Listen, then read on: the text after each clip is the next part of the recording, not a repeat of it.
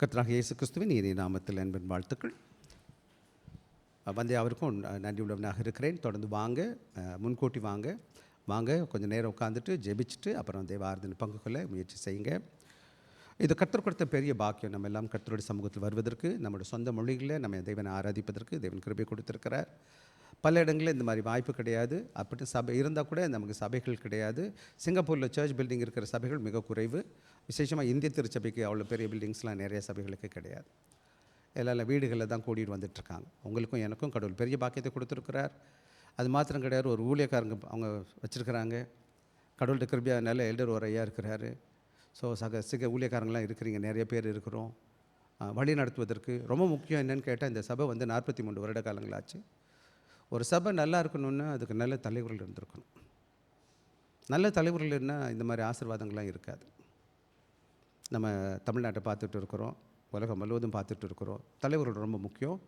So தலைவர்களுக்காக ஊழியர்களுக்காக ஜெபிக்கணும். விசேஷமாக என்னுடைய ஆஞ்சை என்னென்னா, வாலிப பிள்ளைங்க கடவுள் ஊழியத்தை எடுத்து நடத்தணும். அந்த வாலிப பிள்ளைகளுக்காக ஜெபித்துக்கங்க. வருகிற நீங்களும் உங்களை என்ன செய்யணும்னு கேட்டால், அந்த ஊழியத்தில் பங்கு கொள்ள முயற்சி செய்யணும். எனவே நாம் இந்த நாளிலும் கூட கர்த்தருடைய வார்த்தையை கேட்பதற்கு கடந்து போக இருக்கிறோம். எனவே இன்றைக்கு எடுத்துக்கொண்ட வேத பகுதி எபேசியர் 4வது அதிகாரம் 11, 12 சொல்லி போட்டிருக்கேன். 13 வசனங்களை நம்ம வாசிக்க இருக்கிறோம். வாங்க, இந்த மாதங்களில் நம்ம என்ன செஞ்சுருந்தோம், வருஷம் முழுவதும் என்ன செஞ்சுருக்கோம், சீஷத்துவத்தை குறித்து நான் பேசிகிட்டு இருக்கிறேன். ஒவ்வொரு மாதமும் ஒரு தலைப்பில் பேசிகிட்டு இருக்கோம். முதலாவது ஜனவரி மாதம் டினை yourself the path of true டிசைபிள்ஷிப்னு போட்டோம். ஒரு நல்ல சீஷனுடைய வாழ்க்கையில் தன்னைத்தானே என்ன செஞ்சு மறுதளித்தவனாய், ஆண்டவருக்கு தன் வாழ்க்கையை ஒப்பு கொடுத்தவனாய் வாழ வேண்டும். அப்படி இருக்கும்போது தேவன் நம்முடைய வாழ்க்கையில் என்ன செய்கிறார், முழுமையாக நம்ம எப்போது நம்ம கடவுளுக்கு என்ன விட்டு கொடுக்குறேனோ, ஆண்டவர் நமக்குள் என்ன செய்கிறவராக இருக்கிறார், அவர் நமக்குள் நிறைவாக வளருகிறவராக இருக்கிறார். ஃபார்ம்னா என்னது, கிறிஸ்துவ போல மாறுகிற அனுபவத்தை கொடுக்கிறார். அப்படி இருக்கும்போது நான் கடவுள் ஊழியத்தை செய்கிறவனாய் காணப்படுகிறேன். இந்த உலகத்தில் போய் ஆண்டவர் சித்தத்தை செய்வதற்கு, ஆண்டவர் அறியாதவர்களுக்கு சொல்லி அவர்களுக்கு விசுவாசத்தில் வழிநடத்துவதற்கு கர்த்தர் கிருபை தருகிறார். இன்றைக்கி நாம் மாத்திரம் வர்றது மட்டும் நல்லது கிடையாது, பிறர் அழைத்து வரணும். அப்படி இருக்கும் பொழுது இன்னொரு முக்கியமான காரியம், கர்த்தருடைய வார்த்தையில் நிலைத்து இருக்கிறது அப்படின்னு சொல்லி பார்த்தோம். இன்றைக்கி நம்ம என்ன பார்த்துருக்கோம், இந்த மாதம் முழுவதும் நம்ம சிந்தித்து கொண்டிருக்கோம். இது 3வது வாரம் வந்துடுச்சு நமக்கு. ஆக நாம் என்ன செய்யணும்னா, கிறிஸ்துவில் நிறைவில் வளரணும், கிறிஸ்துக்குள்ளே நிறைவாக வளரணும். பார்த்தீங்களா, சின்ன வயசில் பார்த்தீங்கன்னா பக்கெட்டில் தண்ணி பிடிப்போம், இல்லை குடத்தில் தண்ணி பிடிப்போம்.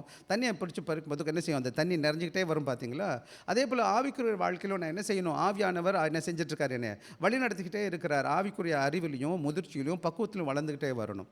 எனக்கு பல வேலைகளில் விசுவாச வாழ்க்கையில் நான் பார்க்குற காரியம் என்னென்னு கேட்டிங்கன்னா, சபையில் 20 வருஷம் 25 வருஷம் 30 வருஷம் இருப்பாங்க, சின்ன பிள்ளைங்கள் போல இருப்பாங்க. சின்ன சின்ன காரியத்தை சண்டை போட்டுட்டு இருப்பாங்க.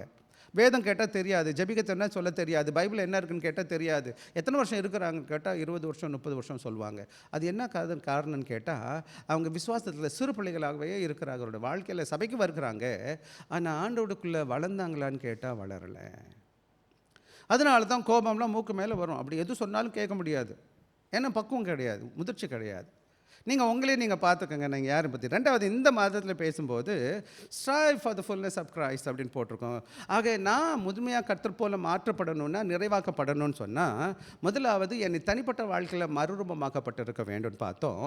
2வது, ஆண்டோட பிள்ளைகளை நம்ம ஒவ்வொருத்தராக வருகிறோம். ஒரே சபையில் என்ன செஞ்சோம், ஒரே சபையில் தேவனை ஒற்றுமையாக வைத்திருக்கிறார். போன வாரம் நம்ம மீட் பண்ணும்போது பேசியிருக்கிறோம். இன்றைக்கி கர்த்தரோட வார்த்தை ஆவிக்குரிய வாழ்க்கை முதிர்ச்சியில் நான் ஆண்டவருக்குள்ளே முதிர்ச்சி பெறணும்னு வச்சுக்கோங்களேன். ஆக ஆண்டோட வார்த்தை எனக்குள்ள என்ன செய்யணும், செயல்படணும்னு நம்ம பார்க்க போகிறோம். அப்படி வரும்பொழுது நம்மளுடைய வாழ்க்கையில் சவால்கள் வரும்போது அது சமாளிப்பதை அடுத்த வாரம் நம்ம சந்திப்போம். ஆக இன்றைக்கி நான் உங்களுக்கு பேசுகிற காரியம் என்னட்ட, the role of the word in maturity, spiritual maturity என்ற தலைப்பில் நம்ம பேசியிருக்கோம். ஆக நீங்களும் நானும் ஆண்டவருக்குள்ளே நீங்கள் தான் உங்களை செக் பண்ணி பார்த்துக்கணும். என்னுடைய வேலை கர்த்தரோட வார்த்தையை சொல்லிக் கொடுத்து ஆகுற வளர்ச்சியில் தேவனுடைய வார்த்தையின் பங்குன்னு போட்டிருக்காங்க. ஆக கர்த்தரோட வார்த்தை இல்லாதபடி ஆண்டவருக்குள்ளே நான் வளர முடியாது. எனவே இந்த 2 வேத பகுதியை நான் எடுத்திருக்கேன் இன்றைக்கி உங்களுக்கு வாசிப்பதற்கு. ஒன்று வந்து 4வது அதிகாரம், எபேசியர் 4வது அதிகாரம் 11, 13 அப்புறமா வாசிக்க சொல்ல போகிறேன். 2வது ஒரு பகுதி நமக்கெல்லாம் வாசித்த பகுதி முன்கூட வாசிச்சிருக்கிறோம். சங்கீதம் 119, 105வது வசனத்தை வாசிக்க இருக்கிறோம். நம்ம எல்லோரும் சேர்ந்து வாசிப்போம் இந்த வேத பகுதியை. எபேசியர் 4வது அதிகாரம் 11, 12, 13 வாசிக்கலாமா? எனக்காக வாசிப்போமா?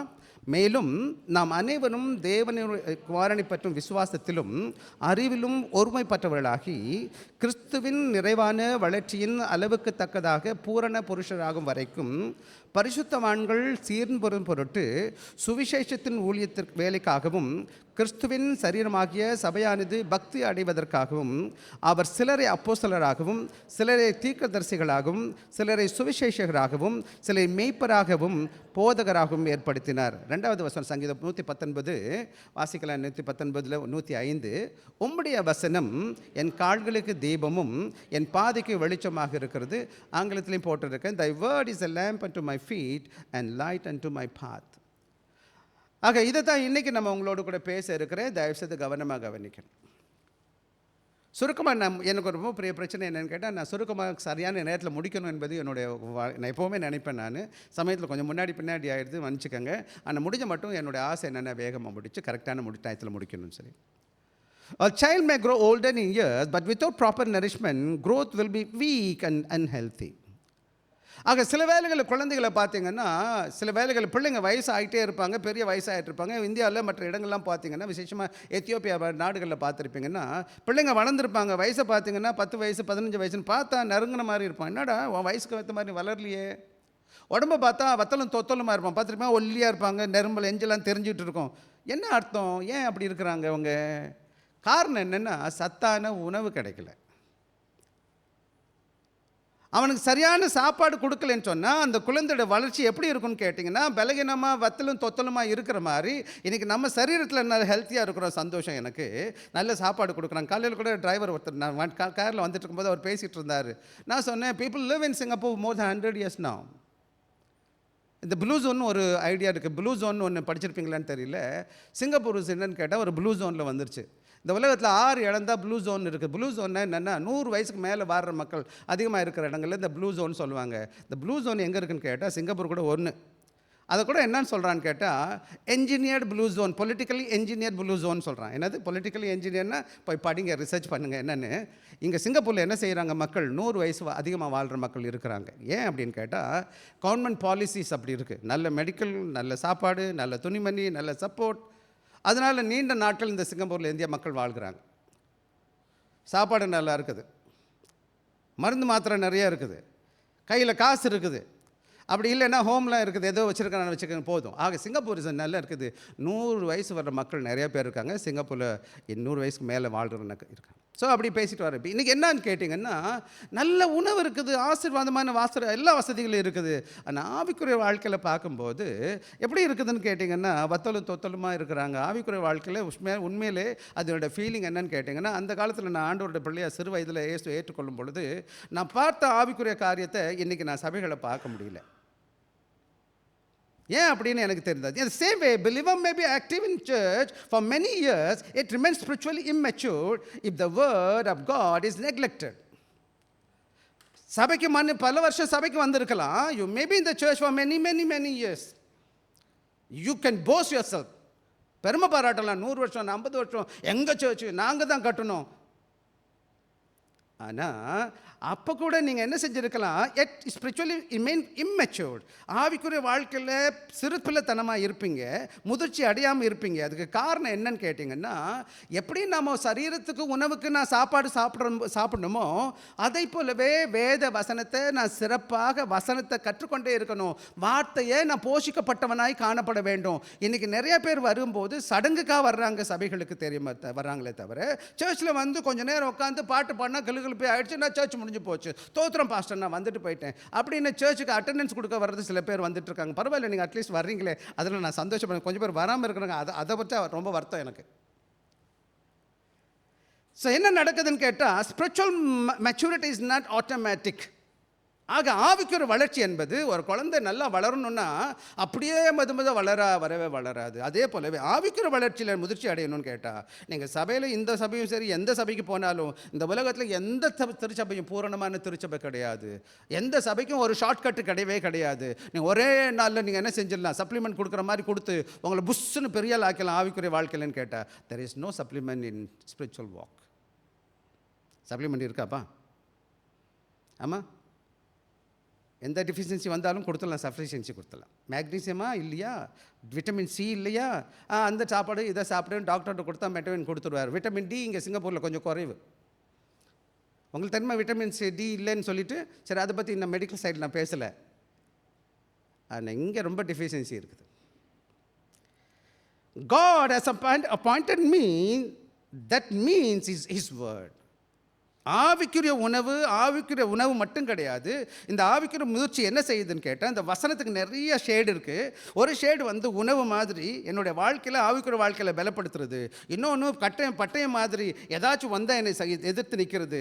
ஆக இந்த மாதிரி நிறையா காரியங்களை பற்றி பேசிகிட்டு இருக்கலாம். மிரர்னு பார்க்கலாம், வாட்டர்னு பார்க்கலாம். அந்த வேர்டுக்கு அத்தனை ஆங்கிள் இருக்குது. ஆனால் ஒரு முக்கியமான காரியம் என்னென்னு கேட்டிங்கன்னா, உங்கள் ஆவிக்குரிய வாழ்க்கையில் பலப்படணும், வளரணும்னு சொன்னால் ஒரே ஒரு வழி தான் இருக்குது. ஒரே ஒரு கிருபையின் வழி தான் இருக்குது. அது யாருக்குன்னு கேட்டால், அது என்னன்னு கேட்டிங்கன்னா, வேத வசனம் மாத்திரம்.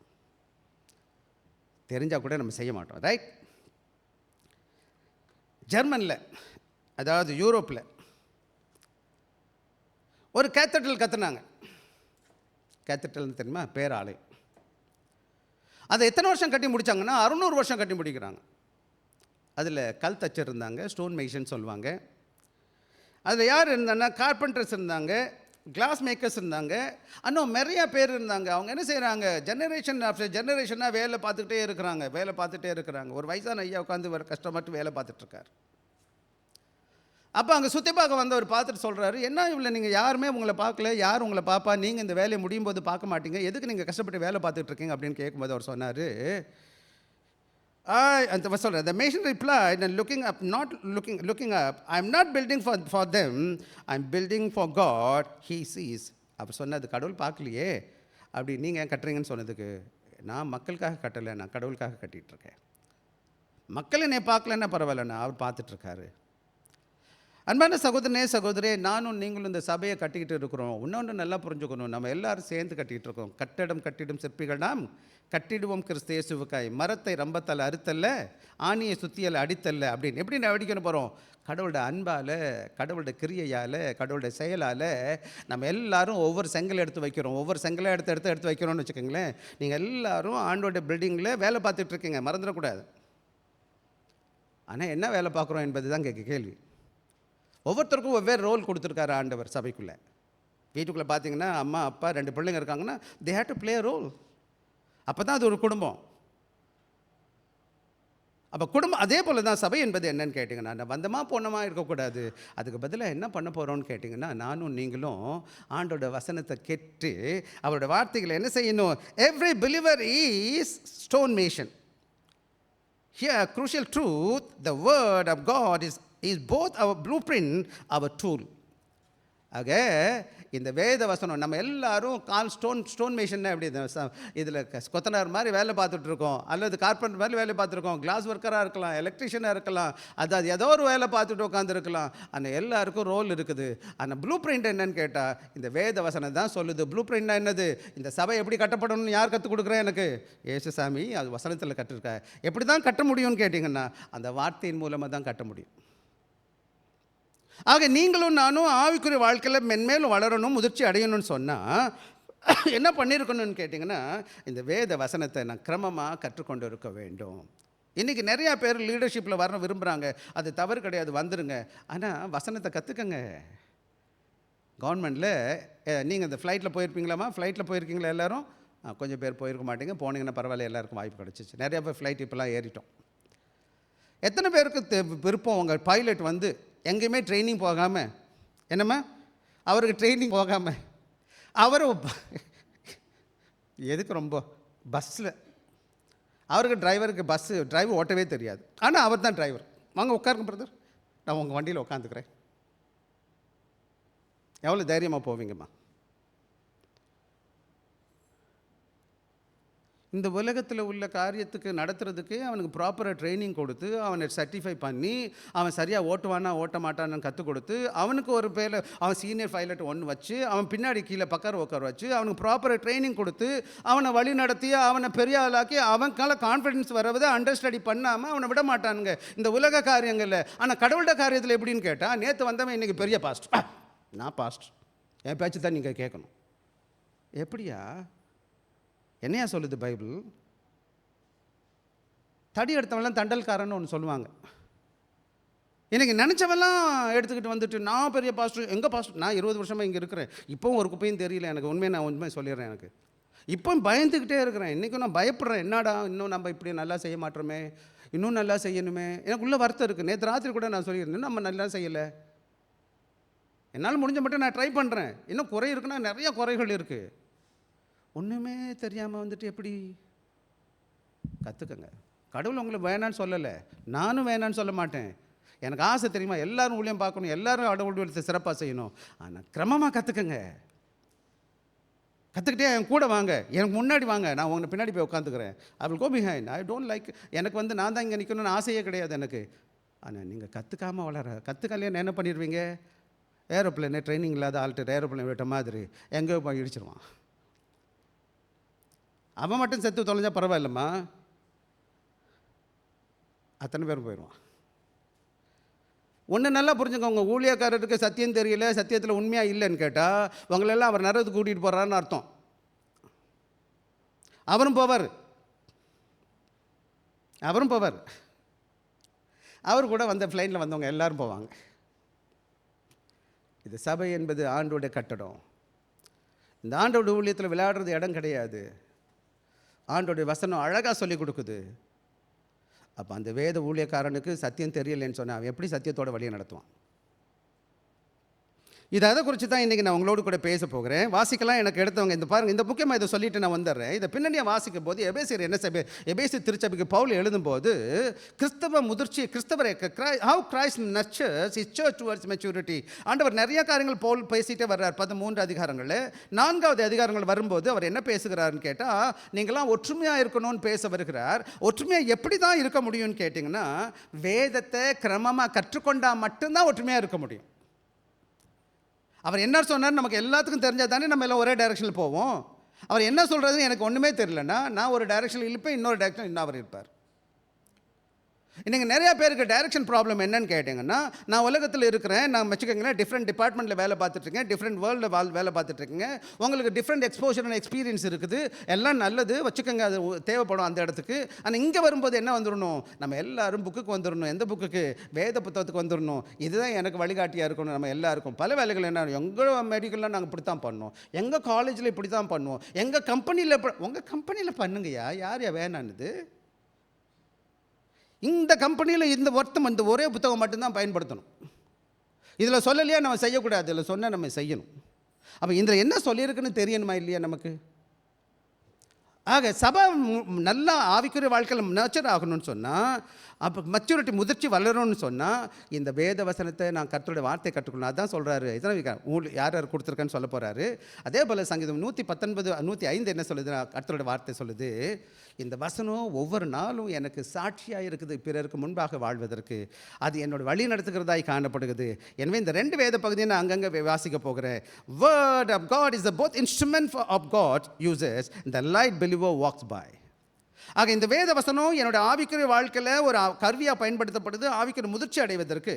2வது வேத வசனம் என்னை வாழ்க்கையில் எப்படி நடக்கணும், என்ன செய்யணும், எங்கே போகணும், எங்கே போகக்கூடாது, எல்லாத்தையும் வழி நடத்துது. அது திருமணமாக இருக்கட்டும், வாழ்க்கையில் எந்த தீர்மானங்களாக இருக்கட்டும், படிப்பாக இருக்கட்டும், ஒவ்வொரு காரியத்தையும் இந்த வேதம் எனக்கு கிரமமாக கற்றுக் கொடுக்குது. அன்பான பிள்ளைகளே, நீங்கள் வேதத்தை கற்றுக்கிட்டிங்கன்னா இந்த உலகத்தில் மிக அதிக படித்தது மனுஷனை காட்டிலும் நீங்கள் புத்திசாலியாக காணப்படுவீங்க. காரணம் என்னென்னா, வேதம் அவ்வளோ விதமான ஞானத்தை மட்டும் இல்லை, அறிவை மட்டும் கிடைக்கல, கடவுளுடைய ஞானத்தை எனக்கு கொடுக்குறதா காணப்படுது. வாசிப்போமா? ஒன்றா நம்ம வாசிக்க போகிறோம். ஆக இன்றைக்கி முக்கியமாக நம்ம பார்க்க போகிறது என்னன்னு கேட்டிங்கன்னா, God brings people to spiritual maturity through faithful ministry. அப்போ இந்த ஆவிக்கிற முதிர்ச்சி எப்படி வரும்னு கேட்டிங்கன்னா, ஊழியக்காரங்க சபைக்கு வந்தவங்க பயத்தோட பக்தியோட உண்மையோடு கூட சரியான உண்மையான ஊழியத்தை பார்க்கணும். மக்களை தனக்கு இழுக்கக்கூடாது, பணம் பொருளுக்காக ஊழியம் பார்க்கக்கூடாது. கர்த்தருடைய வார்த்தை எப்படி சொல்லியிருக்கோ அப்படியே சொல்லிக் கொடுக்கணும். ஆமான்னா ஆமாம், இல்லைன்னா இல்லைன்னு சொல்லணும். உங்களுக்கு பிடிச்ச மாதிரியே பேசக்கூடாது. சில வேலைகளில் சபைகள் எப்படி ஃப்ளாட்டரிங்னு சொல்லுவாங்க. என்ன செய்வாங்க, உங்களுக்கு பிடிச்ச மாதிரியே இன்றைக்கே பேசுவாங்க. அப்படி சுகர் கோக்கன் டங்குன்னு சொல்லுவாங்க. ஓ நீங்கள் நல்லா இருப்பீங்க, ஆசீர்வாதமாக இருப்பீங்க. ஐயோ என்ன எப்படி இருக்கு, அது எப்படி வேதம் சொல்கிறது தானே சொல்லணும், நான் தப்புன்னு தானே சொல்லணும். அது மாத்திரம் கிடையாது. Faithful reception of his word. ஒருத்தர் ப்ரீச்சிங் வந்து மனுஷன் ஊழியத்தை சிறப்பாக நான் செய்யணும். ஆனால் மக்கள் எப்படி கேட்டுக்கணும், உண்மையாக அதை ஏற்றுக்கொள்ள வேணும். ஏற்றுக்கொண்டால் உங்களுக்கு ஆசீர்வாதம். என் பிள்ளைக்கு நான் சாப்பாடு போட்டு கொடுக்குறேன், சிக்கன் பிரியாணி வச்சுக்கோங்க. என் பிள்ளை திணிக்கிறேன், துப்புது, எப்படி இருக்கும்? எப்படி இருக்குமா இருக்கும்? அம்மா மேலே குற்றம் கிடையாது. அம்மா நல்லா தான் சமைக்கிறாங்க, நல்லா தான் சாப்பாடு கொடுக்குறாங்க.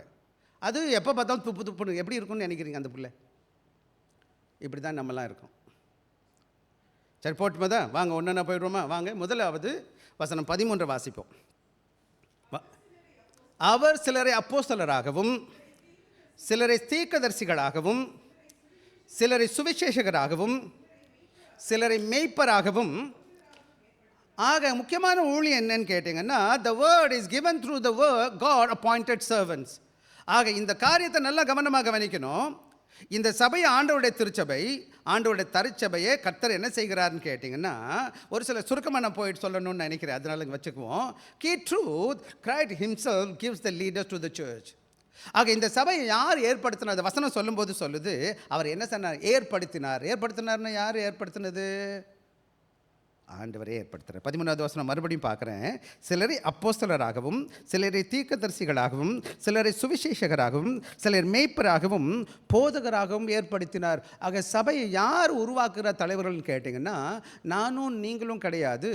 நமக்குள்ளே இருக்கிற கர்த்தருக்கு பிரியமாக பயத்தோட பக்தியோடு இருக்கிற மக்களை ஆண்டவர் தமக்கென்று பிரித்தெடுத்து இந்த சபைகளுக்கு தலைவராக அவர் ஏற்படுத்துகிறவராக இருக்கிறார். எனவே சில வேலைகள் எனக்கு வருத்தமாக இருக்கும். நான் அவர் சொன்னார் இவர் சொன்னார் ஊழியத்துக்கு வந்தேன்னு சொல்லுவாங்க. எனக்கு அது புரியல. எனக்கு என்னது அவங்களுக்கு எப்படி அப்படி ஆண்டவர் வழி நடத்துவார்? அவர் சொல்லி இவர் சொல்லி கடவுள் உங்கள்கிட்ட பேசுவார்.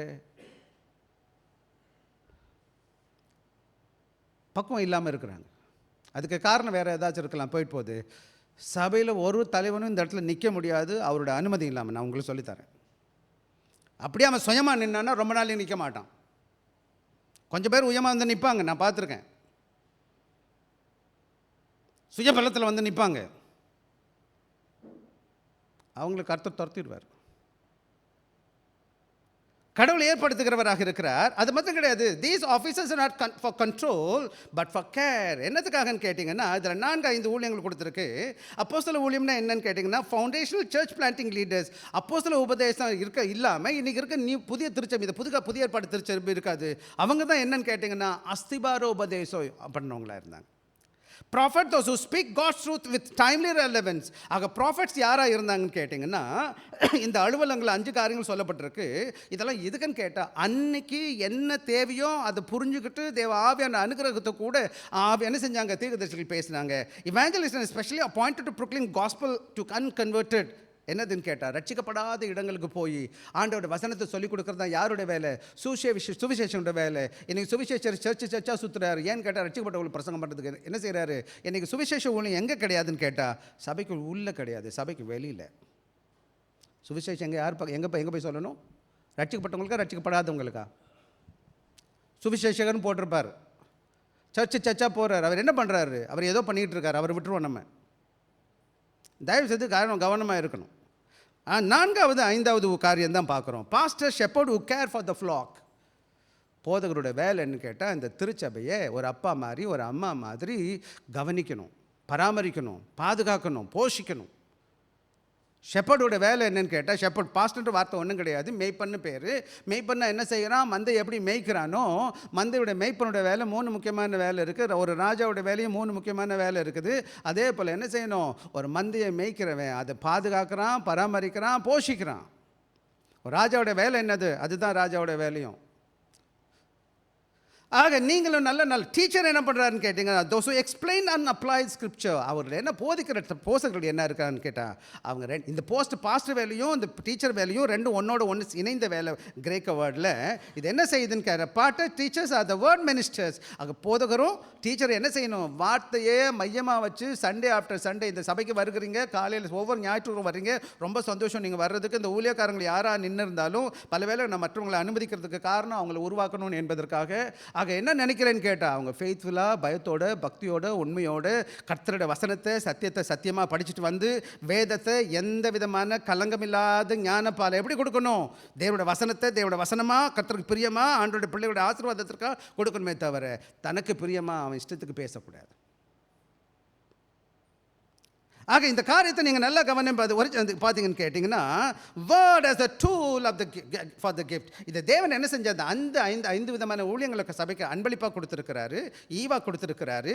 அது எதுக்குன்னு கேட்டிங்கன்னா, ஆண்டோட வசனத்தின் வாயிலாக அவர்களை போஷித்து வழி நடத்துவதற்காக. சபையில் கதை பேசக்கூடாது, தத்துவம் பேசக்கூடாது, இன்ஸ்பிரேஷனல் டாக் பேசக்கூடாது, உங்களுக்கு பிடிச்சிருக்கிறனால இஷ்டத்துக்கு பேசக்கூடாது. பைபிள் சொல்லுது, பவுல் சொல்கிறார் பின்னாடி செவுக்கு தினவுள்ளவர்களாக என்ன செய்வோம், கட்டுக்கதைகளுக்கு சாய்ந்து போகும் காலம் வரும்னு சொல்லிட்டு. இன்றைக்கி சர்ச்சில் ஏறிக்கிட்டா அவர் தான் கதை, அவர் கதை, இவர் கதை, உலக கதை, எல்லா கதையும் பேசிக்கிட்டு டயத்தை வீணாகிட்டு இருக்கிறத நீ பார்த்துருப்பீங்க. ஆனால் இந்த 5 ஊழியங்களோட முக்கியமான வேலை என்னன்னு கேட்டிங்கன்னா, word as the tool of the gift. இந்த 5 பேருடைய ஊழியம் என்ன செய்யணும்னு கேட்டால், வசனத்தை மாத்திரம் கற்றுக் கொடுக்கணும். gift do not bring their own என்ன கிடையாது, wisdom. எப்போதும் சுய ஞானத்தில் ஊழியக்காரன் பேசக்கூடாது, என்னுடைய திறமையை காமிப்பதற்கு இங்கே வரக்கூடாது. பவுல் அழகாக சொல்கிறார், சாதுரிய ஞானம் எல்லாம் பிரசங்கிச்சேன்னு சொல்கிறார். சாதுரிய ஞானம்னா உலக ஞானம், மொழி தலைமை, அந்த திறமை, சுயத்தை காமிக்கிறது. எனக்கெல்லாம் பாஸ்டர்ஸ்லாம் ஆக்டர் மாதிரி வந்து நிற்கிறாங்க. எப்படி ஆக்டர் பார்த்துருக்கீங்களா? நீங்கள் பார்க்கலன்னா போய் பாருங்கள். ஒரு சர்ச் நான் போகிறேன், பாஸ்டர் உள்ள நுழையிறார், எல்லாம் எந்திரிச்சு நிற்கிறாங்கப்பா. எனக்கு புரியல, என்ன ராஜா வர்றாரா? உள்ள ராஜா வர்றாரம்மா, எல்லாம் பாஸ்டர் வர்றாரு, எழுதுங்க. எனக்கு ரொம்ப வருத்தமாகிடுச்சுன்னா, பாஸ்டர் இப்படி தயவுசெய்து பிசாசுக்கு இடம் கொடுக்குற மாதிரி எந்த மனுஷனும் தலையை தூக்கி வைக்காதீங்க, என்னையும் சேர்த்து. சாதாரண மனுஷன் மதிப்பு கொடுக்குறதும் வயசு கொடுங்க. நான் உங்களோட கொஞ்சம் மூத்த வந்தால் மதிச்சிருங்க, ஒரு ஊழியக்காரன் ஆனால் கடவுளுக்கு மேலே எந்த மனுஷனும் தூக்கக்கூடாது. எனக்கு இந்த கை தட்டுறது கூட சமயத்தில் பிடிக்காது. கடவுளுக்கு ஆராதிக்கு வந்திருக்குமா, இந்த கை தொட்டி, இந்த ஐயா நல்லவர், இந்த ஐயா பெரியவர், இவரை கை தொட்டிக்கிட்டு இருக்கணுமா? வசனத்தை மாத்திரம் பேசணும், சத்தியத்தை மாத்திரம் பேசுவதற்கு கர்த்தர் கொடுத்துருப்போம். வாசங்க இந்த ஒன்னென்ன வாச்சிருவோம். Church matures not through charisma and creativity. ஆக சில வேலைகளில் சபைகளில் காட்டல், பாடல், கத்தல், கூச்சல், என்னென்னமோ லைட்டை போடுறது, சீட்டை போடுறது, என்னென்னமோ பண்ணுவாங்க. நீங்கள் பார்த்துருக்கீங்களா சர்ச்சஸில்? இதை இங்கிலீஷில் சொல்லுவாங்க மேக்டோனலைசேஷன் சொல்லுவாங்க. என்னது இது? என்ன சொல்கிறது? மேக்டோனலைசேஷன் அப்படின்னா என்ன தெரியுமா உங்களுக்கு? மேக்டோனல்லாம் பார்த்தீங்கன்னா அவன் எப்படி தான் வச்சுருப்பான், அவன் சென்டர் நல்ல இடத்துல தான் அவன் கடை வைப்பான். அவனுக்குன்னு ஒரு இது இருக்குது, இந்த படி தான் இருக்கணும், இந்த மாதிரி தான் பொம்மை வச்சுருக்கணும், இந்த மாதிரி தான் வைக்கணும்னு சொல்லிட்டு. அப்புறம் அவன் போகிறதுக்கு முன்னாடி ஒரு சர்வே பண்ணுவான். நான் என்ன சர்வே பண்ணுவான், இந்த இடத்துல நான் பிஸ்னஸ் போட்டால் என் பிஸ்னஸ் நல்லா போகுமா போகாதான்னு சொல்லிட்டு. இன்றைக்கி சபைகளாக என்ன பண்ணுறாங்கன்னா, அவங்க யுக்தி என்னன்னு கேட்டிங்கன்னா, இந்த மாதிரி அவங்க நல்ல லொக்கேஷனில் ஒரு சினிமா தேட்டரில் வர மாதிரி எல்லா விதமான வசதிகளையும் ஏற்படுத்தி அவங்க உள்ளே வரணும். அப்படி வந்தால் தான் அவங்க சொகுசாக உட்காருவாங்க, அப்போ தான் அவங்க நல்லா கேட்பாங்க. அந்த மாதிரி ஒரு ஐடியா வச்சுட்டு என்ன செய்வாங்க, இன்றைக்கி சர்ச்சில் ரொம்ப க்ரியேட்டிவாக திங்க் பண்ணுறாங்க. ஆக நீங்களும் நிறைய பேர் வாங்கி அப்படி தான், லைட் நல்லா இருக்குது பாஸ்டர், நல்ல குஷன் நல்லா இருக்குது பாஸ்டர், இங்கே பாருங்கள் ரொம்ப பழைய பியூஸ் போட்டு உட்காந்துருக்கோம், கீழே வலிக்குது பாஸ்டர், வயசானவங்களுக்குலாம் அதனால தான் குஷன் வாங்கி வச்சுருக்குறோம். அதாவது அப்படி இல்லை, கடவுளோட ஆவியானவர் சபையை நடத்திக்கிட்டு இருக்கிறார். அதெல்லாம் இருந்தால் சந்தோஷம். நல்ல குஷன் போட்டுக்குங்க, லைட் நல்லா போட்டுங்க, லைட்டு நல்லது தான், ஏர் கண்டிஷன் நல்லா இருக்குது, அருமையான இடம், நல்ல பழைய சர்ச்சில் இருந்தது, இது நல்லா தான் வச்சுருக்குறோம். ஆனால் அது சபையை வளர்க்காது, அது முதிர்ச்சியை கொடுக்காது. இதெல்லாம் நல்லா வச்சுக்கோங்க, ஆனால் வேதத்தை போதிக்காங்க. குதிச்சு ஆட்டம் பாடிக்கிட்டே இருங்க, ஆட்டம் போடுறது, பாட்டு பாடுறது, லைட் அடிக்கிறது, டான்ஸ் அடிக்கிறதுல இருங்க. ஆவிக்குரிய வாழ்க்கையில் பார்த்தீங்கன்னா அந்த ஜனங்க வளர்ந்துருக்காது. இன்றைக்கி சபைகளில் நிறைய சபைகளில் நான் பார்த்துருக்குறேன். என்னன்னு கேட்டிங்கன்னா, வேதத்தை சத்தியத்தை சத்தியமாக போதிக்கப்படலை. அதனால but through faithful exposition of the scripture, வேதத்தை கிரமமாக விலக்கி சொல்லுவதனால தான் என்ன செஞ்சுருக்கணும், சபை வளருமே தவிர, முதிர்ச்சி அடையுமே தவிர, அது எப்படி வளராது? கிரியேட்டிவிட்டி இருக்கிறதுனாலையோ அல்ல கரிஸ்மா பாஸ்டர் ரொம்ப திறமையானவராக இருக்கிறதுனாலையோ சபை வளரும்னு சொன்னால், அப்போ நிறைய சபை அதனாலே வளர்ந்துருக்கணும். கூட்டம் வருதுனால நம்பக்கூடாது அந்த சபை ஆரோக்கியமாக இருக்குன்னு சொல்லிட்டு. கூட்டம் இருக்கிறதுனால நோவா 120 வருஷம் பேசுகிறார், பிரசங்கம் பண்ணுறார். மழை வரப்போதுரா, வாங்கடா உள்ள வாடா. எவனும் வரல. கடைசியில் 8 பேர். கடவுள் அவனை காப்பாற்றிட்டார். ஆக ஊழியக்காரங்கள் சபையை வச்சுட்டு கிடையாது, சபை வளரணும் நிச்சயமாக ஆசிக்கிறேன். என்னுடைய ஆசை நம்ம சபைகளில் நூற்றுக்கணக்கான மக்கள் வரணும்னு சொல்லிட்டு. அதே சமயத்தில் சபை வெறும் நம்பரை வச்சு நீங்கள் செக் பண்ணக்கூடாது, அந்த வேதத்தில் சத்தியத்தை சத்தியமாக போதிக்கிறாங்களான்னு பார்க்கணும். Application. Health Church values sound preaching and teaching because it knows maturity flows from the truth rightly taught. ஆக எந்த ஒரு திருச்சபை வேதத்தை போதிக்கிறதுலையும் கர்த்தருடைய வார்த்தையை கேட்பதிலையும் நேரத்தை செலவு பண்ணுக்குதோ, அதை மதிப்பு கொடுக்குதோ, அந்த திருச்சபை தெரியுது. அந்த முதிர்ச்சி எப்படித்தான் வரும்னு கேட்டிங்கன்னா, ஆண்டோட வசனத்தை சரியாக போதிக்கிறதுனால. நீங்கள் இவ்வளோ நாள் வந்துட்டு இருக்கீங்க, ஒரு வார்த்தை கேட்கணும். இந்த சபையில் இந்த ஊழியக்காரங்க உண்மையாக போதிக்கிறாங்களா இல்லையான்னு நீங்கள் தான் கேட்கணும். இல்லைன்னு சொன்னால் தயவுசெய்து என்கிட்ட நேரம் வந்து சொல்லுங்கள், பாஸ்டர் இது தப்பு, நீங்கள் போதிச்ச தப்பில் நான் என்னை மாற்றிக்கிறேன், நான் செய்கிறது தப்பாக இருந்துச்சுன்னா. ஆனால் முடிஞ்ச மட்டும் ஆண்டோட கிருபையா என்னுடைய ஜெபம் என்ன தெரியுங்களா, வசனத்துக்கு உண்மையாக இருக்கணும். மக்களுக்கு இல்லை, சத்தியத்தை சத்தியமாக சொல்கிறதுனால எவ்வளோ ஆபத்து வந்தாலும் நான் பயப்பட போகிறதில்ல. ஒரு ஊழியக்காரர் இப்படி என்று சொல்கிறார், if you love the people tell the truth. If you love yourself tell them what they want. புரிஞ்சிச்சா ஏதாச்சும்? If you love the people, உங்கள் பிள்ளைங்களை நேசிச்சிங்கன்னா உங்கள் பிள்ளைகளுக்கு நீங்கள் எது நல்லதோ அதை கொடுங்க. எப்போ நீங்கள் உங்கள் பிள்ளைங்களுக்கு நல்லவனாக இருக்குது, நீங்கள் உங்களை நேசிக்கிறீங்களோ, அந்த பிள்ளை எப்படி போனான்னு எதை வேணுமோ கொடுங்க. ஐஸ்கிரீம் வேணுமா சாப்பிடு, கேஎஃப்சி வேணுமா சாப்பிடு, குப்பையில் போனால் எதை வேணாலும் சாப்பிடு, நீ நாசமாக போ. எந்த ஊழியக்காரன் உங்களுக்கு விரும்புறது கொடுக்குறானோ அவன் நல்லவன் கிடையாது, அவன் தன்னை பாதுகாக்க விரும்புகிறான்னு அர்த்தம். உங்கள்கிட்ட நல்ல பேர் இருக்க விரும்புகிறான்னு அர்த்தம். உங்கள் பணத்தை அவன் எதிர்பார்க்குறான்னு அர்த்தம். உங்கள் புகழை எதிர்பார்க்குறான்னு அர்த்தம். Because you want to please you, but I want to please my God. ஆக வாங்க அடுத்த கதைக்கு போயிடுவோமா? 2வது வசனத்துக்கு, வசனம் 12 வாசிக்கலாம் எனக்காக. பரிசுத்தவான்கள் சீர் பொருந்து பண்ணும் பொருட்டு சுவிசேஷ ஊழியத்தின் வேலைக்காகவும் கிறிஸ்துவின் சரீரமாகிய சபையானது பக்தி விருத்தி அடைவதற்காகவும். ஆக 2வது முக்கியமான இந்த 5 விதமான ஊழியங்களை எதுக்கு கொடுத்தாரு சபைக்கு? அப்போஸ்தலர் இருக்கிறாங்க, தீர்க்கதரிசி இருக்காங்க, சுவிசேஷம் இருக்கிறாங்க, போதகர் இருக்கிறாங்க, மேய்ப்பர் இருக்கிறாங்க. இந்த 5 விதமான ஊழியங்கள் சபையில் ஏன் ஆண்டவர் கொடுத்துருக்கிறாருன்னு கேட்டிங்கன்னா, 3 முக்கியமான காரியம் கொடுத்துருக்குங்க. எத்தனை காரியம் கொடுத்துருக்குன்னா, ஒரே ஒரு முக்கியமான வார்த்தை சொல்லுது, இங்கிலீஷில் எக்யூப்னு போட்டிருக்கு. என்ன செய்யுது? The word equips believer for ministry and growth. 12வது வசனம் என்ன சொல்லுது? அந்த வசனம் என்ன சொல்லுதுன்னு கேட்டிங்கன்னா, மினிஸ்ட்ரி என்ன செய்யுது? எக்யூப் த பிலீவர். என்ன செய்யுது? வேர்ட் எக்யூப்ன்ற வார்த்தை அதை விட்டுருவோம், நம்ம க்ரீக் வேர்டுக்கெலாம் போக வேண்டாம். ஆக இங்கே முக்கியமானது என்னன்னு கேட்டிங்கன்னா, என்ன செய்யுது? முக்கியமான காரியம் என்ன பண்ணுதுன்னு கேட்டால் தமிழில் என்ன போட்டிருக்குன்னு பார்த்தீங்கன்னா, பரிசுத்தவான்கள் சீர் பொருந்தும் பொருட்டு. ஆக 3 முக்கியமான வேலை இருக்குது. 3 purpose of the word: perfecting, equipping the saints, shaping character and doctrine. ஆக சபையில் வருகிற மக்கள் வருகிறாங்க, தொடர்ந்து வந்து கேட்குறாங்க, கேட்டுக்கிட்டே இருக்கிறாங்க. முதல்ல அவங்க புரிஞ்சிக்க வேண்டிய பாடம், எக்யூப் பண்ண எதுக்கு சீர்பொருந்தப்படணும்னு கேட்டிங்கன்னா, இதுக்கு முன்னாடி அவங்க சீர்கட்டவங்களாக இருந்திருக்காங்க. சரி எது, தவறு எது, எங்கே செய்யணும், எங்கே போகணும், என்ன பண்ணணும், எது ரைட்டு தப்புன்னு கேட்க தெரியாது. அப்போ 2 காரியம் இருக்குது. முதலாவது, அவங்க பண்பை மாற்றிக்கணும். கலாத்தியர் 5 பேசுகிறாரு. கலாத்தியா என்ன செய்கிறாரு? மாம்சம் எப்படி இருக்கும், மாம்ச சிந்தை எப்படி இருக்கும், ஆவிக்குரிய கனிகள் எப்படி இருக்கும்னு அவர் பேசுகிறாரு. இன்னொரு நாளைக்கு அதை நம்ம பேசுவோம்.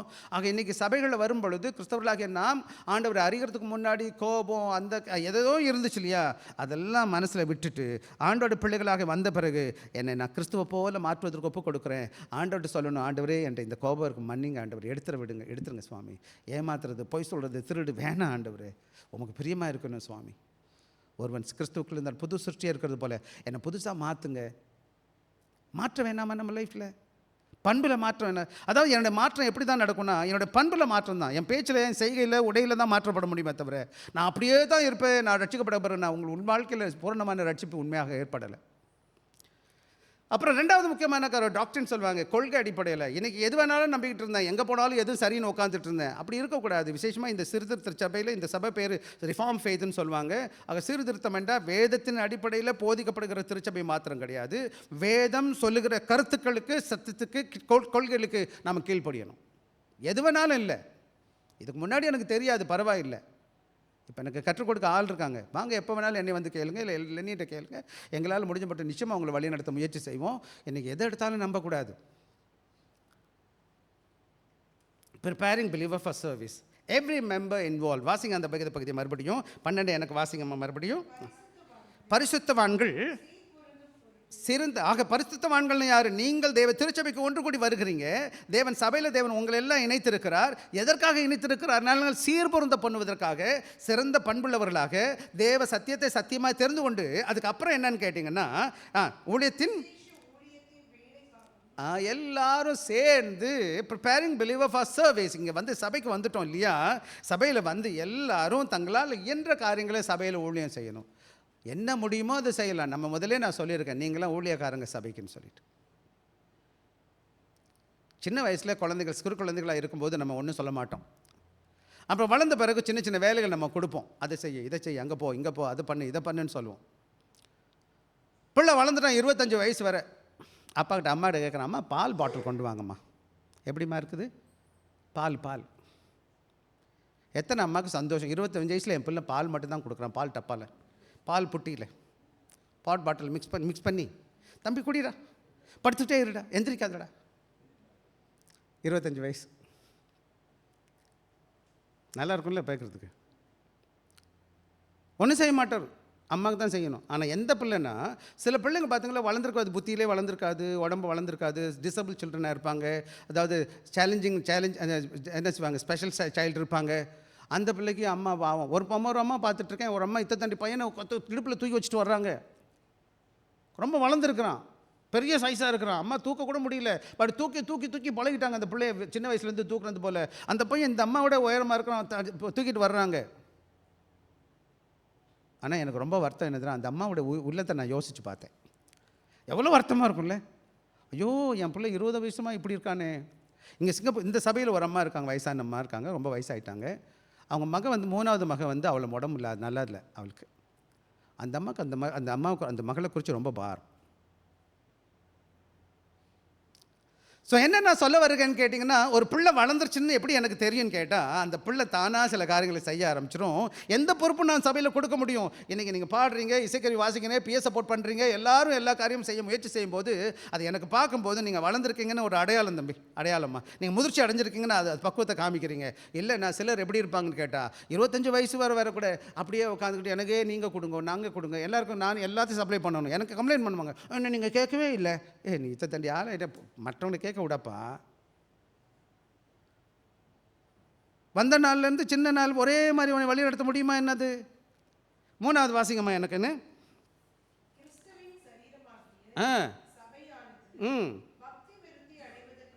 ஆக இன்னொரு முக்கியமான காரியம் என்னன்னு கேட்டிங்கன்னா, சபை வேத வசனம் என்ன சொல்லுதுன்னு கேட்டிங்க, நீங்கள் உங்கள் வாழ்க்கையில் முதிர்ச்சி அடைந்து ஆக பக்குவப்பட்டவர்களாய் சீர்திருத்தப்பட்டவங்க மாத்திரம் கிடையாது, சபையில் நீங்கள் கொடுக்கப்பட்ட சின்ன சின்ன வேலைகளை பொறுப்பை எடுத்து நடத்தணும். விசேஷமாக என்னோடய ஆசை என்னன்னு கேட்டால், நீங்கள் எல்லாரும் வேதத்தை போதிக்கக்கூடிய பக்குவத்துக்கு வளரணும். அதை தான் நான் விரும்புகிறேன், நான் வசனம் விரும்புது. அது மாத்திரம் கிடையாது, building up the body of Christ, corporate maturity and individual, not individual pride. நீங்கள் சபைக்கு வரும்போது நம்ம எல்லாரும் ஒருத்தருக்கு ஒருத்தர் என்ன செய்யணும்னு கேட்டிங்கன்னா, சேர்ந்து ஒரே கட்டடமாக பார்த்தீங்கன்னா, சிங்கப்பூர்ல எல்லாம் வேகமாக கட்டடம், ஒரு வருஷம் எல்லாம் ஃபவுண்டேஷன் போடுவாங்க. அதுக்கப்புறம் வருஷ கணக்கில் பார்த்தீங்கன்னா திட்டு என்ன செஞ்சிடும், பில்டிங் ஏறிக்கிட்டே போகும். ஆக சபை எப்படி வளரும்னு கேட்டால், நீங்கள் சபைக்கு வர்றது ரொம்ப சந்தோஷம். கடவுள் உங்களை கூட்டி வந்திருக்காரு, நான் கூட்டிகிட்டு வரல, என்னால் முடியவே முடியாது, வைக்கிறதுக்கும் முடியாது. ஆண்டவர் உங்களை கொண்டு வந்திருக்கிறார், உங்களை வச்சிருக்கிறார். ஆக நீங்கள் வருகிறீங்க, போஷிக்கப்படுகிறீங்க, சந்தோஷப்படுங்க கர்த்தருக்கு. ஆனால் நீங்கள் உங்கள் கடமைகளை செய்கிறீங்களா கேட்டு பாருங்கள். எல்லாத்துக்கும் மேலே நீங்கள் பாருங்கள், இந்த சபையில் என்ன செய்யணும், நம்ம எல்லாரும் முதிர்ச்சி அடையணும் ஒரே மாதிரி. அதுக்கு தான் நான் சொல்லுவேன் எப்போதுமே, பேரண்ட்ஸ் என்ன செஞ்சுருக்கணும், முழு குடும்பமாக பிள்ளைகளோடு கூட சபைக்கு போகணும். ஏன்னு கேட்டால் ஒரே ஆவிக்குரிய உணவை நம்ம உட்கொள்ள முடியும். அம்மா ஒரு பக்கம், அப்பா ஒரு பக்கம், பிள்ளைங்க இன்னொரு பக்கம், என்ன கற்றுக்கிட்டோம் யாருக்கும் தெரியாது. எல்லோரும் வரணும், அன்றைக்கி போகணும். இன்றைக்கி பாஸ்டர் கற்றுக் கொடுத்தாருப்பா, இதை நம்ம செய்வோம்ப்பா, வாங்கப்பா நம்ம ஜெபிப்போம். எந்த தனி மனிதனுடைய பெருமைக்கு கிடையாது. பல வேலைகள் எனக்கு பிடிக்காத காரணம், ஒரு சில ஆளை தூக்கி வச்சுக்கிட்டு ஆடுறது பாடுறது, தன்னை மட்டும் காமிக்க முயற்சி செய்வாங்க. சில ஆளுங்கள்லாம் அப்படி தான் இருப்பாங்க, தாங்க தான் பெரிய ஆளுன்னு காமிக்க விரும்புவாங்க எல்லாத்துலேயும். ஏன்னு கேட்டால் அது சின்ன பிள்ளைங்க தெரியுமா, எப்பவும் பெருமை பாராட்டும். நான் எல்லாம் நான் பிசாசு. PRIDE என்னதுமா? PRIDE என்னம்மா சொல்கிறது? சத்தமாக சொல்லுவோம். எது மிடில் லெட்டரு? PRIDE. ப்ரைடில் என்ன இருக்குது? மிடில் லெட்டர் என்னம்மா? யாருக்கு ஐ இருக்கோ அவங்களுக்கு ப்ரைட் இருக்குன்னு அர்த்தம். So are you prideful? Are you boastful? பெருமை நான். என்னைக்கு சபைக்குள்ள வந்துட்டோம், நான் இல்லை நாம் சொல்லணும். என்ன சொல்லணும்? We, Christ. நம்ம எல்லாம் ஆண்டோட பிள்ளைங்க. எந்த அடிப்படையிலும் பாகுபாடு இருக்கக்கூடாது. இந்தியாவில் பார்த்தா ஜாதி அடிப்படையில், பண அடிப்படையில், பொருள் அடிப்படையில், சிங்கப்பூர் பார்த்தா நாங்கள் சிங்கப்பூரியன் இந்தியன் அப்படிலாம் பார்க்கவே கூடாது சபைக்குள்ளே. ஆண்டோட பிள்ளைங்க எல்லாரும் ஆண்டவருக்குலாம் வாச்சு கடவுள் கொடுத்த கிருபைக்காக ஸ்தோத்திரங்க. நான் என்னை ஆண்டவர் ஆசீர்வச்சிருக்கேன்னா ஆண்டவர் கிருபையான ஆசீர்வச்சிருக்கிறார். தேங்க்யூ சொல்லுங்கள் ஆண்டவருக்கு. சபைக்குள்ளே வரும் பொழுது என்னுடைய விசுவாசம் எப்படி இருக்குது, அந்த கேட்லேருந்து ஒரு ஆள் உள்ளே நுழைஞ்சிட்டான்னா நான் நினைப்பேன் இப்படி, ஆண்டவர் கொண்டு வந்தார். சபைக்கு வந்து உட்காந்துட்டா ஆண்டவர் வச்சிருக்கிறாரு. இது ஆண்டோட பிள்ளை, ஆண்டோட மகன், ஆண்டோட சிஸ்டர், ஆண்டோட பிரதர்ஸ். எனக்கு இன்னும் தெரியுமா, எனக்கு சிலர் பிள்ளைங்களை மெம்பர் சொல்லக்கூட எனக்கு விருப்பம் இல்லை. என்னை யாராச்சும் கேட்டிங்கன்னா இந்த பசங்களை பார்த்து யாருன்னு கேட்டால் மை சன்னு சொல்லுவேன் நான். யாராவது பிரதர்ஸ் கேட்டால் is my brother in the Lord அப்படின்னு சொல்லுவேன் நான். நம்மளாம் ஆண்டோட பிள்ளைங்க, ஐக்கியத்தில் வந்திருக்கிறோம், கிறிஸ்துக்குள்ளே வந்திருக்கிறோம். ஆண்டவர் என்னை நினைச்சிருக்கிறாரு. ஆண்டோட கிருபையாக நம்ம ஒன்றாக இணைக்கப்பட்டு இருக்கிறோம். நம்ம பிறந்திருக்கலாம், வளர்ந்துருக்கலாம், வெவ்வேறு இடங்களில் விருப்பு வெறுப்பு வேறு இருக்கலாம், வெவ்வேறு இடத்துல வேலை பார்க்கலாம். சபைக்குள்ள முதிர்ச்சி என்னன்னு கேட்டிங்கன்னா, build up the body, build up அ பாடி. என்ன செய்யணும், ஆண்டோட சரீரத்தில் ஒற்றுமையாக வளரணும். எல்லாரும் சேர்ந்து வளரும் போது அந்த பில்டிங் அழகாக வளர்ந்து வர்ற மாதிரி எப்படி இருக்கும் பார்க்குறதுக்கு, பியூட்டிஃபுல்லாக ஆள் வளர்ந்துரு. இந்த சபை அப்படி வளர்ந்துச்சுன்னா எப்படி இருக்கும், நமக்குள்ள வேற்றுமை கிடையாது, ஒற்றுமையாக இருக்கிறாங்க, அன்பாக இருக்கிறாங்க, சேவை பண்ணுறாங்க, எல்லாரும் விசாரிக்கிறாங்க, எப்படி இருக்கும் கேட்கறதுக்கு. the whole body must grow together. 10 பேரோ 20 பேரோ 30 பேரோ 40 பேரோ 50 பேரோ தெரியாது, எல்லாரும் ஒற்றுமையாக இருக்கிறாங்க, எல்லாத்தையும் ஒன்றா சிந்திக்கிறாங்க, எல்லாரும் சேர்ந்து செய்கிறாங்க. இதுதான் ஆதி திருச்சபை. ஃபஸ்ட் செஞ்சுரியில் இருந்த முதல் சபை எப்படி இருந்துச்சுன்னு கேட்டிங்கன்னா, அவங்களாம் ஒரே மாதிரி சிந்திச்சாங்களாம், ஒரே மாதிரி செயல்பட்டாங்களாம். பசங்க அழகு சில வேலைகளில் ஒன் அக்கார்டுன்ற வார்த்தை போட்டிருக்கு. ஒரே மனசு இருந்துச்சுன்னு பேசி போகிறாங்க. எத்தனை பேர், 3000 பேர் 5000 பேர் இருந்தாங்க சபையில். அவங்களுக்கு எத்தனை மனசு இருந்துச்சான், ஒரு மனசாப்பா. ஒரு மனசு இருக்குமா 5000 பேருக்கு? முடியும். ஆண்டவர் இருந்தால் இருக்க முடியும். ஆண்டவர் இல்லாத இடத்துல இருக்க முடியாது. தெரியுமா உங்களுக்கு, இன்றைக்கி கூட மிடில் ஈஸ்டில் எல்லாம் நிறைய சண்டை நடக்குது சில இடங்களில், எல்லா இடத்துலையும். ஒன்று தான், எப்போ இயேசு வந்துட்டாரோ அவங்களாம் ஒன்றாயிருவாங்க. எல்லா அரேபியனும் யூதனும் உட்காந்து ஒரே தட்டில் சாப்பிட முடியும். எப்போனா ஏசாமி பிள்ளையாக இருந்தானா. எவ்வளோ பெரிய உயர்ந்த ஜாதி தாழ்ந்த ஜாதியாக இருந்தாலும் ஏசாமி பிள்ளைங்கள்லாம் ஒரே தட்டில் உட்காந்துட்டு ஒரே இடத்துல சாப்பிட முடியும், ஒரே சபைக்குள்ளே வர முடியும். ஆனால் என்றைக்கு ஏசுசாமி இல்லையோ அவன் பிளவுபட்டவனாக காணப்படுவான். சபைக்குள்ளே உண்மையான இயேசு கிறிஸ்து உங்கள் வாழ்க்கையில் காணப்படுவார்னு சொன்னால், நீங்கள் ஏசாமி பிள்ளைகளாக இருப்பீங்கன்னா, இந்த வேத வசனத்தை நீங்கள் சரியாக போதிக்கப்பட்டிருப்பீங்கன்னு சொன்னால், யோதனும் கிடையாது, கிரேக்கனும் கிடையாது, அடிமையும் கிடையாது, சுயாதீனும் கிடையாது, ஆணும் கிடையாது, பெண்ணும் கிடையாது, ஆண்டவருக்குள்ள நம்ம எல்லாரும். அதுதான் முதிர்ச்சி. எவன் பிளவுபட்டிருக்கானோ அவன் முதிர்ச்சி இல்லையோ அவன் என்ன செஞ்சிருவான், அவன் பாகுபாடை பற்றி பேசிக்கிட்டே இருப்பான். அவன் பேச்சு அதை எதை காமிக்குதுன்னு கேட்டால், அவன் செய்கை எதை காமிக்குதுன்னு கேட்டால், அவனோட பக்குவம் இல்லை, முதிர்ச்சி இல்லைன்னு காமிக்குது. சரி, என்ன பார்க்க போயிடுவோம். The key truth, word does not create spectators but produce servants. ஆக இன்னொன்று முக்கியமான காரியம் என்னன்னு கேட்டிங்கன்னா, வார்த்தை எதை உருவாக்காதுன்னு கேட்டிங்கன்னா, வெறும் பார்வையாளர் உருவாக்காதது, அதுக்கு பதிலாக வேலையாட்களை உருவாகாது. எனக்கு நீங்களும் நானும் சொல்ல முடியுமா, நான் பார்வையாளனாக இருக்கிறேன்னா சேவகனாக இருக்கிறேன் நான். என்ன அப்ளிகேஷன் என்னன்னு கேட்டிங்கன்னா, spiritual met is seen when believer grounded in truth and actively serving according to God's design. ஆக என்ன நடக்குதுன்னு கேட்டிங்கன்னா, கிறிஸ்தவ முதிர்ச்சியை எப்படி பார்க்க முடியும்னு கேட்டிங்கன்னா, நீங்கள் நம்ம விசுவாச பிள்ளைகள் வர்றாங்க, கர்த்தருடைய வார்த்தையில் ஆழமாக ஊன்றப்பட்டு இருக்கிறாங்க. அவங்க என்ன செய்கிறாங்க, சேவை பண்ணுறதுக்கு பின்னாடி நிற்க மாட்டாங்க. தே கோ ஃபிட் ஃப்ரெண்ட், நான் செய்கிறேன் பாஸ்டர், நான் செய்கிறேன் பாஸ்டர், நான் செய்யட்டுமா பாஸ்டர் அப்படின்னு சொல்லி கேட்டு நின்று செய்வாங்க. ஒரு சிலருக்கு தள்ளிக்கிட்டே இருக்கணும், நீ செய் நீ செய் நீ செய் நீ பண்ணு. அதனால தான் சில வேலை கூப்பிட்றதே கிடையாது. ஏன் தெரியுமா கூப்பிட மாட்டேன் நான் கூப்பிட்டா என்ன பண்ணுவீங்க, அவர் சொல்கிறாருன்னு வருவீங்க. ஆண்டவர் கூப்பிட்டா என்ன பண்ணுவீங்க, கூப்பிடாமல் வருவீங்க. சில வேலைகளில் வராமல் இருக்கிறதுக்கு காரணம் என்னென்னா, உங்களுக்கு கடவுள் மேலே உண்மையான என்ன கிடையாது, உண்மையான வேதத்தில் வளரல. ரெண்டாவது தேவ ஆவியானவர் வழி நடத்துதல் கிடையாது. அப்படியே வந்தால் கூட எனக்கு என்ன கிடைக்குன்னு வருவீங்க, அது நல்லது கிடையாது. நான் என்ன செய்ய போகிறேன்னு கேளுங்க. சபைக்கு வந்திருக்கீங்க, இவ்வளோ நாள் சந்தோஷம், கடவுள் வச்சிருக்கிறார், நம்ம எல்லோரும் சேர்ந்து இந்த சபையில் பயணிச்சுக்கிட்டு இருக்கோம். ஆண்டவருக்கு ஸ்தோத்திரிக்கிறேன், நான் நன்றி உள்ளவனாக இருக்கிறேன். உங்களுக்கு ஊழியம் செய்ய கொடுத்த பெரிய பாக்கியமாக கருதுறேன். எனக்கு இன்னும் சொல்ல போனால், நான் உங்களுக்கு வேலைக்காரன். உங்களுக்கு வேலை செய்கிறது எனக்கு வெக்கமே கிடையாது. நான் கடவுளுக்காக உங்களுக்கு ஊழியம் செய்ய விருப்பேன். இப்போ கூட ஒன்றுனா ஓடுவேன், நான் யாராக இருந்தாலும் ஓடி பார்ப்பேன், நான் முயற்சி செய்வேன். காரணம் என்னன்னு கேட்டால், ஆண்டோட அன்புனால. ஏன்னா என் சகோதரன் என் சகோதரி எத்தனை மணிக்கு கூப்பிட்டாலும் நான் ஓடுவேன் நான். ஏன்னு கேட்டேன், ஆண்டோட என்ன செஞ்சுருக்காரு, அவர் போல என்னை மாற்றிருக்கிறார். 3வது வேத பக்தி வாசிக்கலாம். 105 சங்கீதம் 119 105 வாசிச்சிருக்கேன். உம்முடைய வசனம் என் கால்களுக்கு தீபமும் என் பாதைக்கு வெளிச்சமாக இருக்கிறது. வேகமாக முடிச்சிடலாம், டைம் ஆகிட்டுருக்கு எனக்கு. அப்சர்வேஷனுக்கு நல்லா கவனமாக கவனிக்கணும். உம்முடைய வசனம். யாருடைய வசனமா? உம்முடைய வசனம்னா என்ன அர்த்தமா?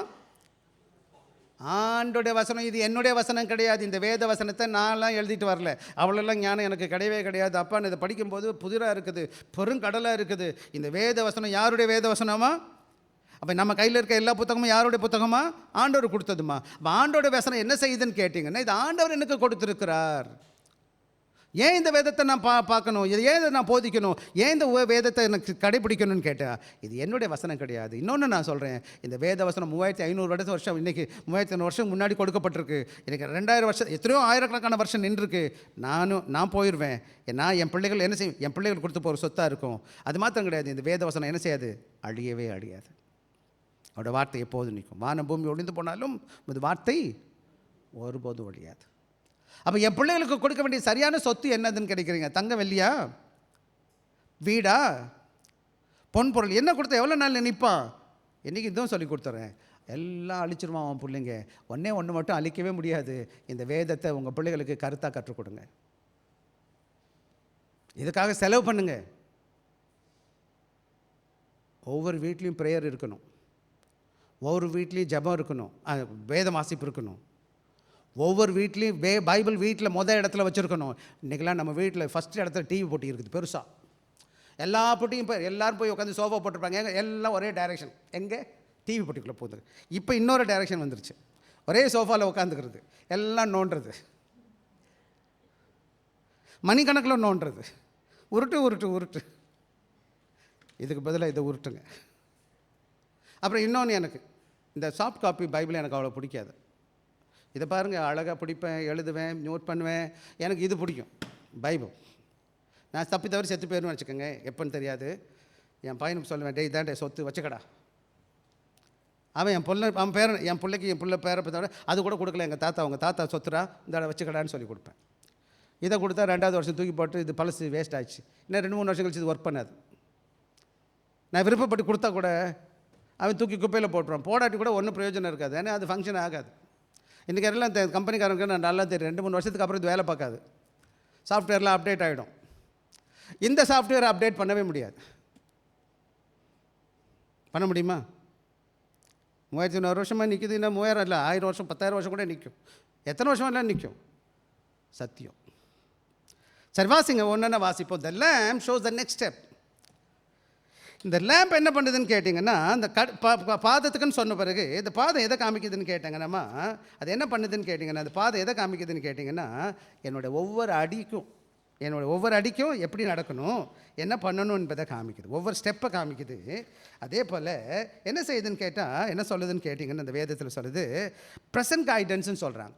ப்ரெசன்ட் கைடன்ஸ்னால் ஒவ்வொரு ஸ்டெப்லையும், ஒவ்வொரு நாள்லையும், ஒவ்வொரு இடத்துக்கும் நான் போகும்போது எனக்கு வெளிப்படுத்துது.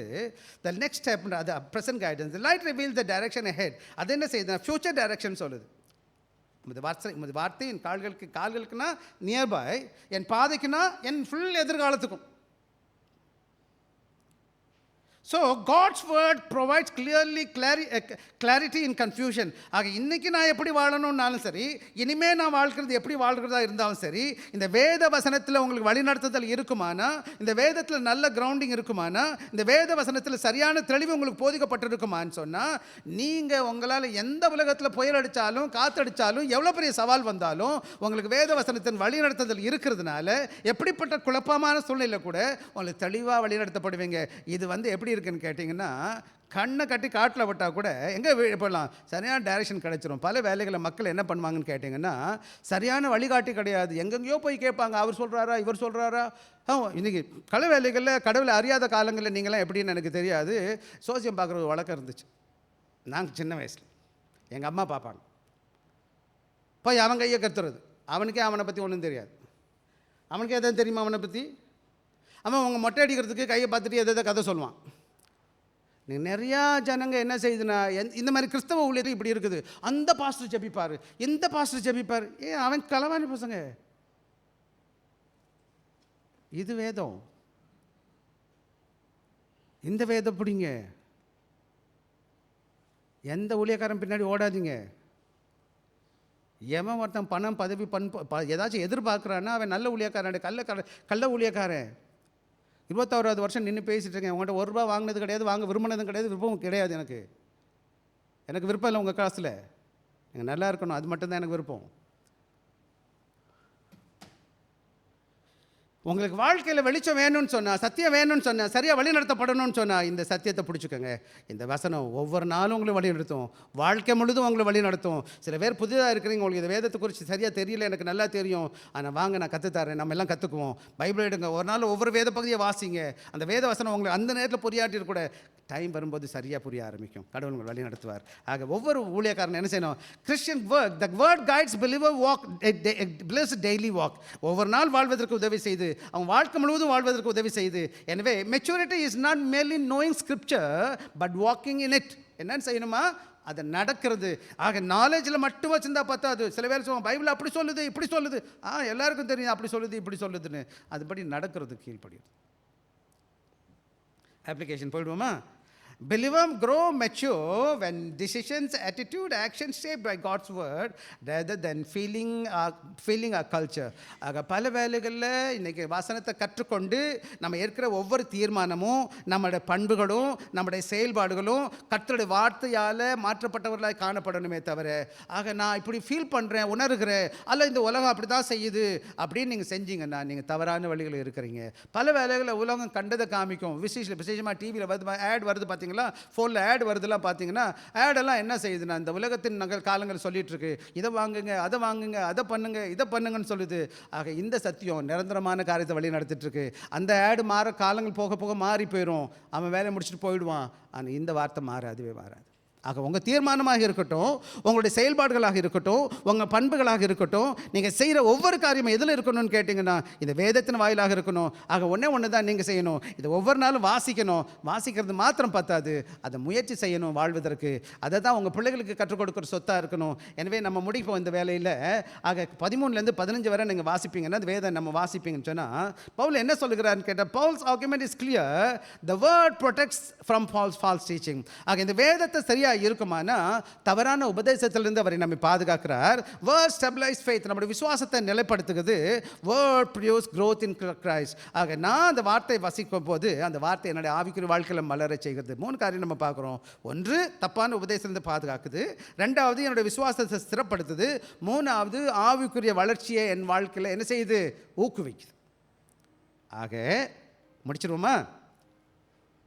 ஆக 30 என்ன? Key truth, ministry maturity is measured by Christ likeness, not activity. பல வேலைகளில் என்ன பிரச்சனைன்னு கேட்டிங்கன்னா, நம்ம கிறிஸ்துவ போல என்ன ஊழியம் பண்ணுறோம், பாடுறோமா, ஆடுறோமா, இசைக்கறி வாசிக்கிறோமா, ப்ரைசிங் பண்ணுறோமா, நானுமே சரி, அப்படி பார்க்கக்கூடாது. இவர் கிறிஸ்துவ பிரதிபலிக்கிறாரா, கிறிஸ்துவோடு காணப்படுறாரா, இவர்கிட்ட அன்பு இருக்குதா, ஆண்டோட தாழ்மை இருக்குதா, ஆண்டோட செயல்பாடு இருக்கா, கிறிஸ்துவ பிரதிபலிக்கிறாரான்னு பார்க்கணுமே தவிர அவர் என்ன செய்கிறாரு வச்சு என்ன செய்யக்கூடாது, நீங்கள் மதிக்கக்கூடாது. அதில் முதிர்ச்சி. ஆக word shape life becomes Christ reflecting life. யாருடைய வசனத்தால் மாற்றப்பட்ட வாழ்க்கை இருக்குதோ அது கிறிஸ்துவை பிரதிபலிக்கிற வாழ்க்கையாக காணப்படும். ஆக மொத்தத்தில் நம்முடைய வாழ்க்கை கிறிஸ்துவை பிரதிபலிக்குதான்னு கேட்டு பாருங்கள். ஆக சம்மரி டெக்ஸ்ட்னு போட்டிருக்கேன், ரொம்ப நேரம் ஆக போது, நான் முடிச்சிடறேன் நான் இந்த இடத்துல என்ன சொல்லியிருக்கேன்னு சொல்லிட்டு. ஆக லைட் ஹவுஸ், அதாவது நம்ம பல வேலைகள் நம்ம பார்த்துருப்போம். லைட் ஹவுஸ் இருக்குது பார்த்தீங்களா? லைட் ஹவுஸ் எதனுடைய வேலை என்னன்னு கேட்டிங்கன்னா, ஷிப்பை வழி நடத்துறது.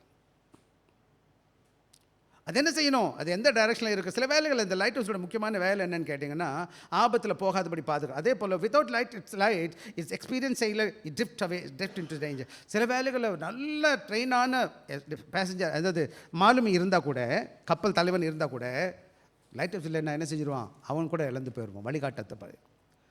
அதே மாதிரி தான் இன்றைக்கி சபைக்குள்ளே நம்முடைய வாழ்க்கையில் கூட என்ன பார்க்குறோன்னு கேட்டிங்கன்னா, கர்த்தரோட வசனம் என்ன செய்யுதுன்னு, God's word does not merely inform, அது என்ன பண்ணுது, it directs, protects and matures people of God. ஆக இது என்ன செய்யுது, வழி நடத்துது, பாதுகாக்குது, முதிர்ச்சி அடைய வைக்குது. Church without word may be busy but it will not be mature. எந்த வசனத்தை போதிக்கப்படாத ஒரு இசைக்கருவி இருக்குது, ப்ரோக்ராம் இருக்குது, ஆடுறாங்க, காத்துறாங்க, சாப்பிட்றாங்க, வைக்கிறாங்க, அந்த சபை நல்ல ப்ரோக்ராம்ஸ் இருக்கும், ஆக்டிவிட்டிலாம் இருக்கும். ஆனால் இன்றைக்கி பார்த்தா எல்லா சிசியில் பார்த்தா ஆக்டிவிட்டி வச்சுருக்காங்க. எல்லா சிசி, சிங்கப்பூரில் சிசி இருக்குது பார்த்தீங்களா, சில மெம்பர்ஸ் சிசி போயிடுவாங்க, அது போயிட்டு போகிறாங்க, அங்கே ஆக்டிவிட்டிஸ் இருக்குது. அந்த முதிர்ச்சி இருக்குமான்னு கேட்டால் முதிர்ச்சி இருக்காது. Believer without a word may be sincere but will remain unstable. சில வேலைகளில் விசுவாசிகள் வேதம் தெரியாமல் இருப்பாங்க, உண்மையாக இருக்க ட்ரை பண்ணுவாங்க, ஆனால் அவங்க அவங்க வாழ்க்கையில் பெரிய விதமான என்ன இருக்காது, நிலையாக இருக்க மாட்டாங்க. சில வேலைகள் நீங்கள் பார்த்துருப்பீங்க, சபையில் மக்கள் குதிச்சுக்கிட்டே இருப்பாங்க, இந்த சர்ச் அந்த சர்ச் இந்த சர்ச். ஏன்னு கேட்டால் அவங்க நிலை இல்லாத விசுவாசிங்க. God designs spiritual maturity is clear. Christ gives word. The word actually saying the saints grow into Christ. கிறிஸ்து வார்த்தை தருகிறார். வார்த்தை தேவன் என்ன செய்யுது, பரிசுத்தவான்களை என்ன செய்யுது, சீர்படுத்த பண்ணுகுது. அப்போ எல்லாம் என்ன செஞ்சிருவாங்க, கிறிஸ்து போல மாறிடுவாங்க. ஆக let us be therefore be a people who love the word, submit to the word, walk in the light of the world. ஆக வசனத்தை நேசிப்போம், வசனத்துக்கு கீழ்ப்படி ஒப்பு கொடுப்போம், அந்த வேத வெளிச்சத்தில் நடப்போம். தேவன் நம்மை ஆஸ்வதிப்பார். கண்ணமுடி ஜெபிப்போமா எல்லாரும்? வாங்க கண்ணமுடி ஜெபிக்கலாம். அன்பில் இயேசு சுவாமி, இந்த வேலைக்காய் நன்றி. இந்த வார்த்தை கேட்க கிருபை தந்ததற்காய் ஸ்தோத்திரிக்கிறோம். தொடர்ந்து வார்த்தை கேட்டு அதன்படி நடக்க கிருபை பாராட்டும். இயேசு கிறிஸ்துவின் இனிய நாமத்தில் கேட்கிறோம் நல்ல பிதாவே, ஆமென்.